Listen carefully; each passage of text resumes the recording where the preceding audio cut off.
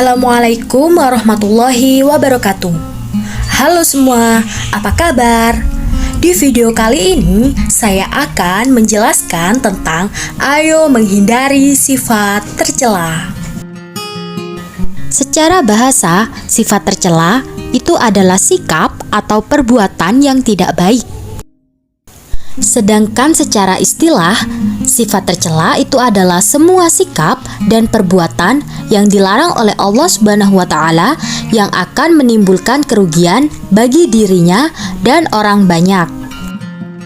Di sini saya akan membahas 5 sifat tercela. Yang pertama yaitu hub al-dunya, yang kedua hasad, yang ketiga ujub, yang keempat sombong, dan yang kelima yaitu riya. Sifat tercela yang pertama yaitu hub al-dunya. Hub al-dunya itu adalah cinta dunia yang berlebihan. Hub al-dunya adalah sumber kehancuran umat. Penyakit ini sangat berbahaya karena dapat melemahkan dan menggeruskan keimanan seseorang. Nah, yang dimaksud hub al-dunya di sini adalah mencintai dunia dengan melupakan kehidupan akhirat. Maksud dunia di sini adalah segala sesuatu yang kurang bermanfaat di akhirat.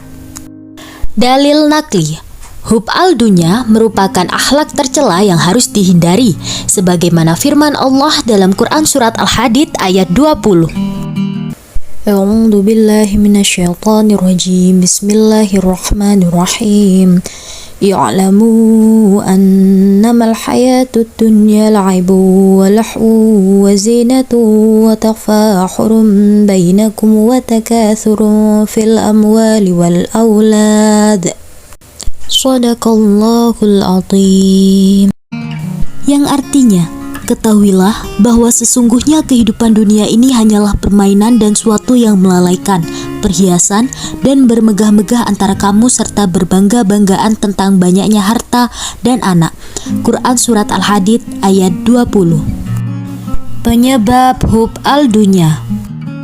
Yang pertama yaitu menganggap dunia sebagai tujuan utama, bukan sebagai sarana mencapai kehidupan akhirat.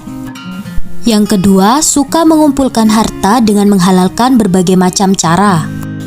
Yang ketiga, kikir terhadap harta, tidak rela hartanya terlepas dari dirinya. Yang keempat, serakah dan rakus serta tamak, selalu ingin mengumpulkan harta walaupun sudah memiliki. Dan penyebab yang kelima yaitu tidak mau mensyukuri nikmat Allah Subhanahu wa Ta'ala. Dampak negatif hub al-dunya. Ketika seorang muslim sudah menjadikan dunia ini sebagai tujuan utamanya, maka itu alamat dia telah terjebak dalam hub al-dunya. Padahal, dalam prinsip akidah mukmin, dunia ini bukanlah tujuan, melainkan hanya alat untuk mencapai kebahagiaan di akhirat kelak. Maka mereka yang hub al-dunya akan memperoleh dampak negatif, yaitu yang pertama, cinta dunia akan membuat mereka lalai kepada Allah Subhanahu wa Ta'ala. Yang kedua, mereka yang begitu mencintai dunia akan mudah tergoyah imannya. Yang ketiga, sebagai sumber penyakit, cinta dunia sering mengakibatkan seseorang cinta terhadap hartanya, dan di dalam harta terdapat banyak penyakit, antara lain yaitu tamak, rakus, pamer, dengki, dan lain-lain. Yang keempat, menghalalkan segala cara demi memperoleh kesenangan dunianya. Yang kelima, membuat seseorang tidak melakukan sesuatu yang bermanfaat baginya di akhirat. Betapa bahayanya hub al-dunya baik bagi diri sendiri ataupun orang lain. Maka kita harus berusaha menghindarinya dengan cara yang pertama yaitu mengingat bahwa kehidupan dunia itu hanya sementara. Islam tidak memerintahkan umatnya meninggalkan dunia, tetapi diperintahkan untuk menaklukkan dunia dalam genggamannya, bukan dalam hatinya. Yang kedua, memperbanyak mengingat kematian. Yang ketiga, qanaah, yaitu merasa cukup terhadap yang dimiliki, serta menjauhkan diri dari sifat tidak puas terhadap harta. Dan yang terakhir, mengingat bahwa apa yang kita lakukan di dunia itu akan dimintai pertanggungjawaban di akhirat. Sifat tercela yang kedua yaitu hasad.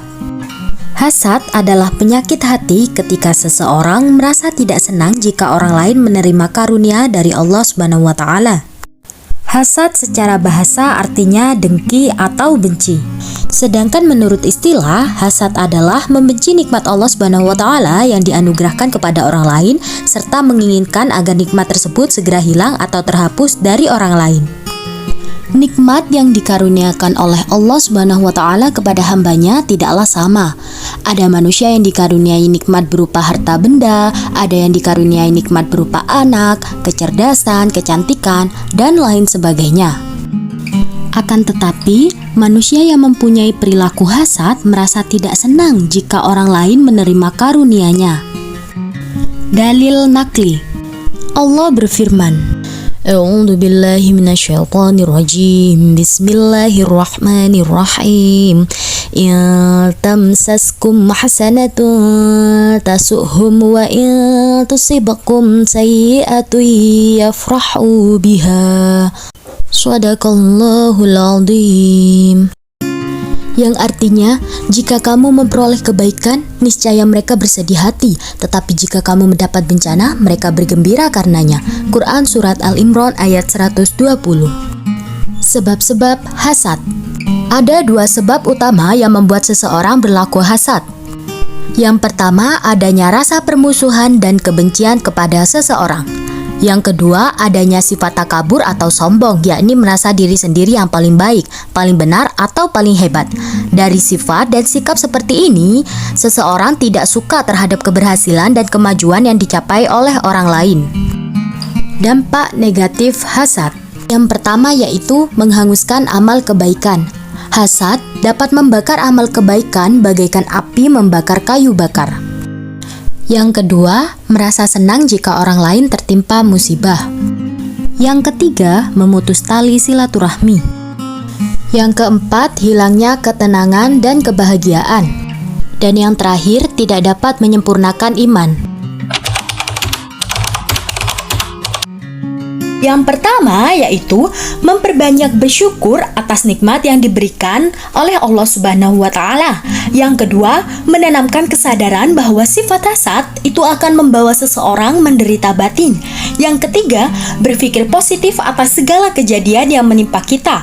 Yang keempat, menumbuhkan kesadaran bahwa akibat dari dengki itu adalah permusuhan dan permusuhan akan membawa petaka. Yang kelima, memelihara sikap rendah hati, tidak sombong atau membanggakan diri, dan meyakini bahwa semua yang kita miliki adalah titipan dari Allah Subhanahu wa Ta'ala. Yang keenam, saling mengingatkan dan saling menasehati. Yang ketujuh, bersikap realistis melihat kenyataan. Yang kedelapan, mempunyai pendirian dan tidak mudah terprovokasi. Dan yang kesembilan, senantiasa ingat pada Allah Subhanahu wa Ta'ala dan meminta perlindungan kepadanya agar terhindar dari sifat hasad. Sifat tercela yang ketiga yaitu ujub. Ujub adalah membanggakan diri atas kenikmatan yang ia dapati dengan melupakan bahwa itu adalah pemberian dari Allah Subhanahu wa Ta'ala. Dalil nakli. Thalathu muhlikatin syuhun muta'un wa huwan muttaba'un wa ajabul mar'i binafsihi. Artinya, 3 perkara yang membawa kepada kehancuran: pelit, mengikuti hawa nafsu, dan suka membanggakan diri. Hadis riwayat At-Tabari, hadis hasan. Dampak negatif ujub, yaitu yang pertama, ujub akan membawa ke arah kesombongan atau kibar, karena ujub merupakan salah satu sebab timbulnya kesombongan, dan hal itu memberikan pengaruh negatif yang sangat banyak. Yang kedua, meremehkan dosa di hadapan Allah karena merasa ibadahnya sudah sempurna. Yang ketiga, melupakan nikmat itu pemberian dari Allah Subhanahu wa Ta'ala karena merasa bahwa keberhasilannya itu merupakan hasil usahanya sendiri, bukan pemberian dari Allah Subhanahu wa Ta'ala. Cara menghindari. Yang pertama, selalu mengingat akan hakikat diri. Yang kedua, sadar akan hakikat dunia dan akhirat. Yang ketiga, berdoa pada Allah agar selalu dijauhkan dari sifat ujub. Sifat tercela yang keempat yaitu sombong. Sombong atau takabur itu artinya membanggakan diri sendiri. Dalil nakli. A'udzu billahi minasyaitonir rajim. Bismillahirrahmanirrahim. Sa'asrifu an ayati alladzina yatakabbaruna fil ardi bighairil haqq. Shadaqallahul azim. Artinya, aku akan memalingkan orang-orang yang menyombongkan dirinya di muka bumi tanpa alasan yang benar dari tanda-tanda kekuasaanku. Quran Surat Al-A'raf ayat 146. Dampak negatif sombong itu ada 3. Yang pertama yaitu menjadi penghalang masuk surga karena tidak memiliki akhlak seorang mukmin. Akhlak mukmin itu adalah pintu surga dan kesombongan itu menutup pintu surga. Yang kedua yaitu mendapatkan hukuman di dunia karena kesombongannya. Dan yang ketiga yaitu membuat orang lain membenci perilakunya.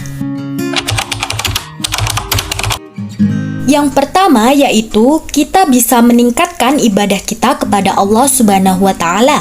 Yang kedua, meningkatkan keimanan dan juga ketakwaan. Yang ketiga, menyadari dosa yang akan menimpa pada orang sombong. Yang keempat, mengganti dengan berperilaku tawadhu. Yang kelima, ikhlas dalam melakukan perbuatan. Yang keenam, menyadari segala kekurangan sebagai manusia. Dan yang terakhir, menyadari bahwa hidup ini hanya sementara.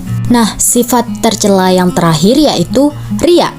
Riya itu adalah melakukan amal kebaikan bukan karena niat ibadah kepada Allah Subhanahu wa Ta'ala, melainkan demi manusia dengan cara memperlihatkan amal kebaikannya kepada orang lain supaya mendapatkan pujian atau penghargaan. Dalil nakli.